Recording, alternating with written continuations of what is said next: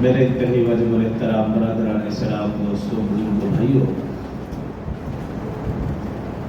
گزشتہ سے بے واسطہ جمعہ وقت اور حالات کے پیش نظر اتفاق و اتحاد کے حوالے سے گفتگو کی تھی۔ آج اسی موضوع کی مناسبت سے امت مسلمہ کے زوال کا اسباب اس حوالے سے چند گزارشہ درج کروں گا۔ محترم سامعین، آج امت مسلمہ کی من حیث القوم ہوا اکھڑ چکی ہے۔ امت مسلمہ کی نہ کہیں عزت ہے نہ عظمت، امت مسلمہ کا نہ روب ہے نہ دبدبہ۔ کوئی بھی ملک امت مسلمہ سے نہیں ڈرتا، اور مسلمان ممالک تمام ممالک سے ڈرتے ہیں۔ اس کی ایک وجہ تو صاف ظاہر ہے کہ مسلمان فرقوں میں، ٹولیوں میں، چھوٹی چھوٹی ٹکڑیوں میں بڑھ چکا ہے۔ حالانکہ رسول اللہ صلی اللہ علیہ وسلم نے بڑی محنت سے امت مسلمہ کو جمع فرمایا، اور جن افراد کو جمع فرمایا وہ افراد یعنی صحابہ اکرام رضوان اللہ علیہم اجمعین اسلام سے قبل ایک دوسرے کی جان کے دشمن تھے، خون کے پیاسے تھے۔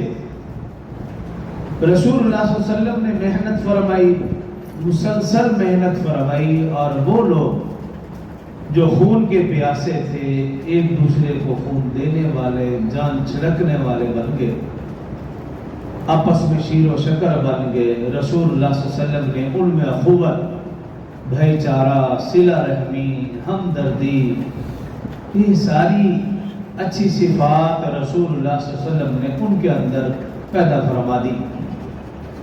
اور پھر قرآن نے انہیں کہا انما المؤمنون اخوہ، کہ مومن تو آپس میں بھائی بھائی ہیں۔ رسول اللہ صلی اللہ علیہ وسلم نے بھی فرمایا المسلم اخو المسلم، کہ مسلمان مسلمان کا بھائی ہے۔ صرف یہی نہیں، اللہ نے قرآن پاک میں پھر ایسے حضرات صحابہ کرام کی بے شمار تعریفیں بھی بیان فرمائی اور بے شمار مثالیں بھی بیان فرمائی۔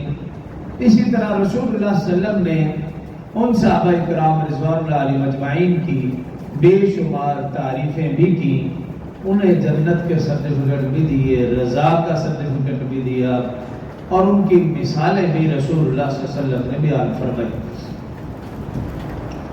تو رسول اللہ صلی اللہ علیہ وسلم نے بڑی محنت سے امت مسلمہ کو جمع فرمایا، اور ان کے اندر اخوت، بھائی چارہ، یہ والی صفات پیدا فرمائی۔ تو جب تک یہ والی صفات مسلمانوں میں رہی، اخوت، بھائی چارہ، ہمدردی، تو مسلمان پوری دنیا میں غالب رہے، چھائے رہے، متفق و متحد رہے۔ اور جب مسلمانوں کے اندر سے یہ صفات ختم ہوئی تو مسلمان پھر پوری دنیا میں ذلیل و رسوا ہو گئے۔ اور تاریخ گواہ ہے، کبھی بھی مسلمانوں نے جنگ میں پہل نہیں کی، ہمیشہ جنگ میں کفار نے پہل کی ہے۔ بدر ہو، احد ہو، خندق ہو، یہ ساری جنگیں رسول اللہ صلی اللہ علیہ وسلم کی زندگی میں یا بعد میں صحابہ کرام کی زندگی میں جب بھی کبھی جنگ ہوئی ہے، ہمیشہ کفار نے پہل کی ہے، مسلمانوں نے کبھی پہل نہیں کی۔ اور دوسرے یہ کہ جتنی بھی جنگیں ہوئی ہیں، تاریخ گواہ ہے کہ مسلمان ہمیشہ تعداد میں کم رہے ہیں اور کفار ہمیشہ تعداد میں زیادہ رہے ہیں۔ تو یاد رکھیے، مسلمانوں کی کمزوری کی وجہ قلت و کثرت نہیں، تعداد کی کمی زیادتی نہیں، افواج کی کمی زیادتی نہیں، وسائل کی کمی زیادتی نہیں، اسلحے کی کمی زیادتی نہیں۔ مسلمانوں کی کمزوری کی وجہ ایمان کی کمزوری، اتحاد کی کمزوری ہے۔ جب تک مسلمانوں کا ایمان مضبوط رہا، اتحاد مضبوط رہا، مسلمان پوری دنیا پر حکومت کرتے رہے، غالب رہے، چھائے رہے۔ جب مسلمانوں کا ایمان کمزور، اتحاد کمزور، مضبوط سے مضبوط حکومتیں مسلمانوں کے ہاتھوں سے چلی گئی۔